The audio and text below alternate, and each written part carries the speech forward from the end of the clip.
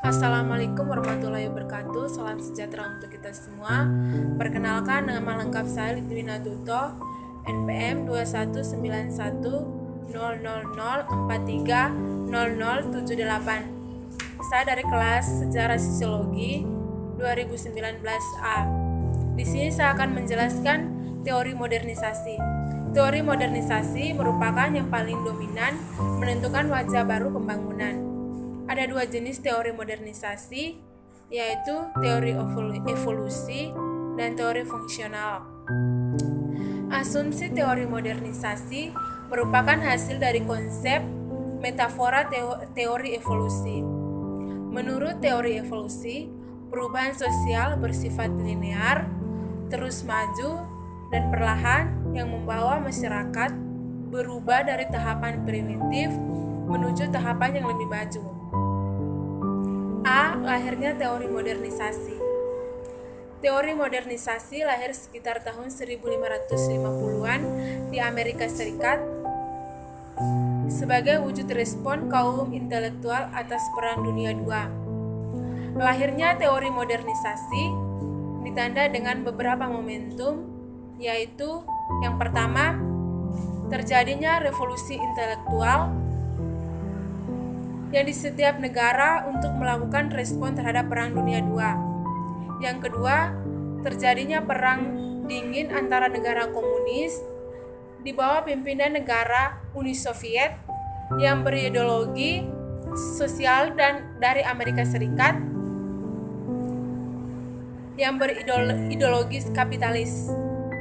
Menurut teori modernisasi, negara yang belum maju dan masih tradisional belum bisa lepas dari nilai-nilai tradisinya, sehingga tidak menopang pembangunannya.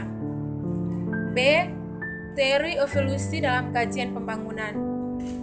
Teori evolusi menganggap bahwa perubahan sosial merupakan gerakan searah seperti garis lurus.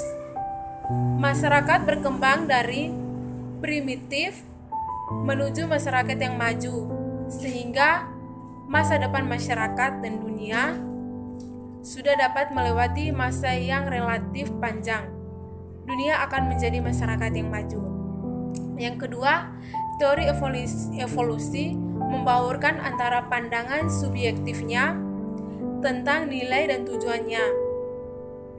Akhir perubahan sosial, yaitu perubahan menuju bentuk masyarakat yang modern, merupakan sesuatu yang tidak dapat dihindari. Oleh karena itu, bentuk masyarakat yang dicita-citakan mengandung semua unsur yang disebut dengan baik dan sempurna. Yang ke-C, teori fungsionalisme. Ahli teori struktur fungsionalisme, Talcott Parsons, ada 4 persyaratan mutlak yang harus ada supaya termaksud masyarakat yang berfungsi. Keempat persyaratan itu adalah adaptasi, pencapai tujuan, integrasi, dan latensi. Demi keberlangsungan hidupnya, maka masyarakat harus menjalankan fungsi-fungsi tersebut. Yang kedua, Herbert Spencer membahas tentang fungsionalisme struktural dengan menganalogikan struktur biologi dan struktur sosial.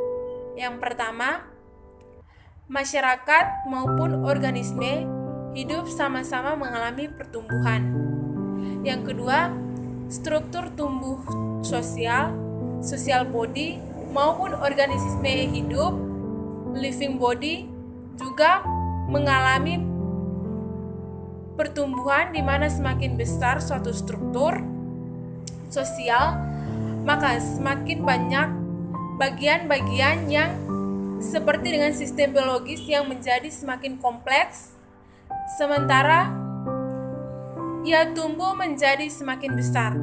Yang ke-C, setiap bagian yang tumbuh di dalam tubuh organisme, biologi maupun organisme sosial memiliki fungsi dan tujuan tertentu.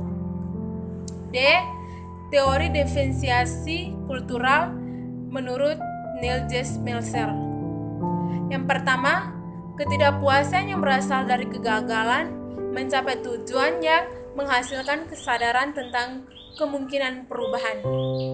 Yang kedua, kekacauan psikis dalam bentuk berbagai reaksi emosional dan aspirasi yang tidak tepat dilihat dari sudut pandang yang penyelesaian masalahnya. Yang ketiga, penggunaan energi yang dikeluarkan di langkah kedua semakin rasional dalam upaya menyadari maksud sistem nilai yang ada. Yang keempat, tingkat perumusan gagasan di mana ide-ide dan pola institusionalnya yang akan dilaksanakan secara berlimpah tanpa batas seorang yang mau bertanggung jawab.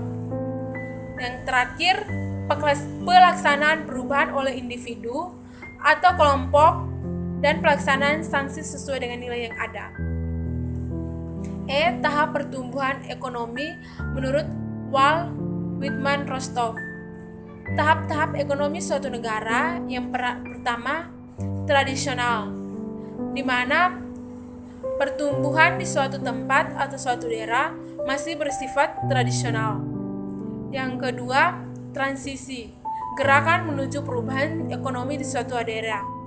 Tinggal landasan atau hambatan dalam struktur sosial dan politik. Yang terakhir, menuju kematangan dan tahapan konsumsi masa tinggi. Pembangunan politik berkeadilan.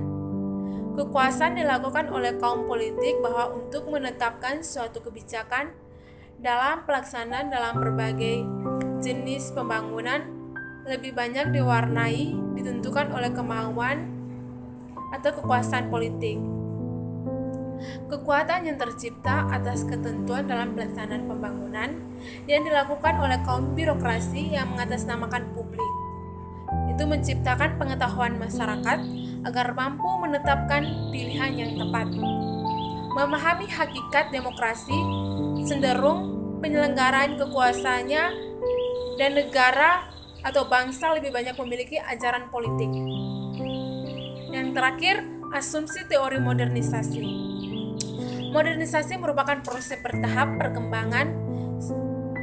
Modernisasi juga dapat dikatakan sebagai proses homogenisasi, di mana modernisasi kadang mewujudkan dalam bentuk lahirnya sebagai proses Eropanisasi atau Amerikanisasi, atau yang lebih dikenal dengan istilah bahwa modernisasi sama dengan budaya barat.